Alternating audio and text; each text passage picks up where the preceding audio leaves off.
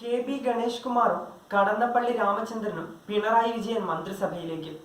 Good service ഹിസ്റ്ററിയുള്ള രണ്ട് മന്ത്രിമാരെയാണ് കേരളത്തിന് ലഭിക്കുന്നത്.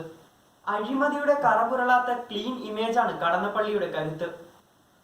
മികച്ച ഭരണാധികാരി, ജനപിന്തുണയുള്ള നേതാവ്, അഴിമതിരഹിതൻ തുടങ്ങിയ വിശേഷണങ്ങൾ ഗണേശനും ചേരും.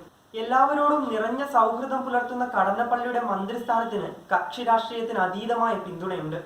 മുന്നണിയിലെ ചെറു പാർട്ടിയാണെങ്കിലും കോൺഗ്രസ് എസിനും കടന്നപ്പള്ളിക്കും LDF എന്നും പരിഗണന നൽകിയിരുന്നു. മുന്നണിയോടും CPM-നോടും എല്ലാ ഘട്ടത്തിലും വിശ്വാസ്യത കാത്തുസൂക്ഷിച്ച നേതാവാണ് കടന്നപ്പള്ളി. ജനകീയ നേതാവ് എന്ന വിശേഷണവും ഈ പരിഗണനയ്ക്ക് കാരണമായി. 2016-ൽ ഒന്നാം പിണറായി വിജയൻ മന്ത്രിസഭയിലും കടന്നപ്പള്ളിക്ക് ഇടം കിട്ടിയിരുന്നു. തുറമുഖം, പുരാവസ്തു വകുപ്പുകളായിരുന്നു അന്ന് ലഭിച്ചത്. രണ്ടാം പിണറായി മന്ത്രിസഭയിലേക്ക് ആദ്യഘട്ടത്തിൽ പേരുയർന്നെങ്കിലും മുന്നണിയുടെ ആവശ്യം പരിഗണിച്ച് രണ്ടാം ഊഴത്തിനായി മാറി നിൽക്കുകയായിരുന്നു. 1971-ൽ നിയമവിദ്യാർത്ഥിയായിരിക്കെ കാസർഗോഡ് ലോക്സഭാ മണ്ഡലത്തിൽ EK നായനാരെ തോൽപ്പിച്ചുകൊണ്ടായിരുന്നു കടന്നപ്പള്ളിയുടെ തിരഞ്ഞെടുപ്പ് രാഷ്ട്രീയ പ്രവേശനം. 1977-ൽ രാമണ്ണറെ തോൽപ്പിച്ച് വീണ്ടും കാസർഗോഡ് ലോക്സഭാ മണ്ഡലത്തിൽ നിന്ന് ജയിച്ചു. 1980-ൽ ഇരിക്കൂറിൽ നിന്ന് MLA ആയി. 2006 മുതൽ 2011 വരെ എടക്കാട് MLA. 2009 ഓഗസ്റ്റ് 17 മുതൽ 2011 മെയ് 14 വരെ VS മന്ത്രിസഭയിൽ ദേവസ്വം, പ്രിന്റിംഗ്, സ്റ്റേഷനറി വകുപ്പ് മന്ത്രിയായി. MP ആയിരിക്കെ റെയിൽവേ കമ്മ്യൂണിക്കേഷൻ മന്ത്രാലയത്തിന്റെ കൺസൾട്ടേറ്റീവ് കമ്മിറ്റി അംഗം, ലോക്സഭയിലെ പബ്ലിക് അക്കൗണ്ട്സ് കമ്മിറ്റി അംഗം എന്നീ നിലകളിലും പ്രവർത്തിച്ചു. വിദ്യാർത്ഥി രാഷ്ട്രീയത്തിലൂടെയാണ് പൊതുപ്രവർത്തനത്തിന് തുടക്കം കുറിച്ചത്. 1960-ൽ KSU കണ്ണൂർ താലൂക്ക് പ്രസിഡന്റായി. 1965-ൽ KSU സംസ്ഥാന ജനറൽ സെക്രട്ടറിയും 69-ൽ പ്രസിഡന്റുമായി.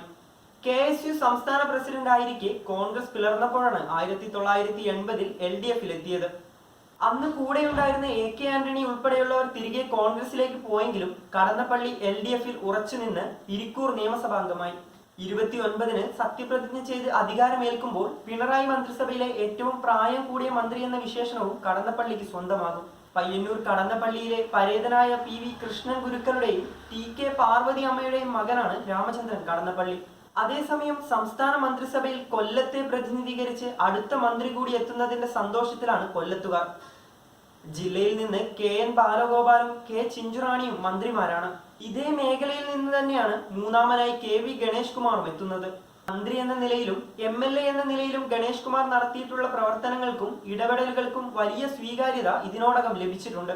മുൻ മന്ത്രിയും കേരള കോൺഗ്രസ് B ചെയർമാനുമായിരുന്ന R ബാലകൃഷ്ണപിള്ളയുടെ മകൻ എന്ന നിലയിലും ചലച്ചിത്ര നടൻ എന്ന പ്രതിച്ഛായയോടെയുമാണ് ഗണേഷ് കുമാർ രാഷ്ട്രീയത്തിലിറങ്ങിയത്.